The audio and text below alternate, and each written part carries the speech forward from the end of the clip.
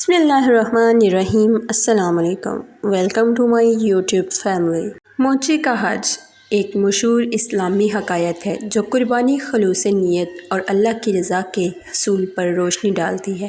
یہ کہانی مختلف انداز میں بیان کی جاتی ہے، لیکن بنیادی پیغام ایک ہی ہوتا ہے۔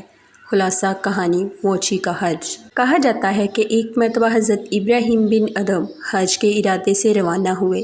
راستے میں رات گزارنے کے لیے ایک مقام پر ٹھہرے تو خواب میں دیکھا کہ فرشتے آسمان پر کسی بندے کے حج کو درج کر رہے ہیں۔ انہوں نے دریافت کیا کہ کس کا حج مقبول ہوا ہے۔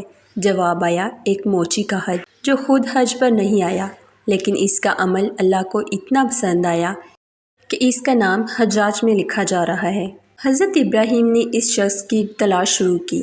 جب اس موچی سے ملے اور پوچھا کہ تم نے حج کیوں نہیں کیا، اس نے بتایا کہ سالوں سے حج کا ارادہ کر رہا تھا، پیسے جمع کیے، لیکن محلے میں ایک غریب عورت تھی اور اس کے یتیم بچے بھوکے تھے، تو اس نے وہ ساری رقم ان کی مدد میں لگا دی۔ اس کا کہنا تھا کہ اگر میرا عمل اللہ کو پسند آ گیا تو وہیں سے میرا حج قبول ہو جائے گا۔ حضرت ابراہیم رحمۃ اللہ علیہ السلام نے فرمایا، تیرا حج اللہ نے قبول کر لیا اور تیرا نام ان حجاج میں شامل کر دیا جنہوں نے واقعی حج کیا۔ یہ کہانی ہمیں سکھاتی ہے کہ اصل عبادت نیت، اخلاص اور خدمت خلق میں ہے۔ اللہ تعالیٰ ہمارے ظاہر سے زیادہ ہمارے دلوں کو دیکھتا ہے۔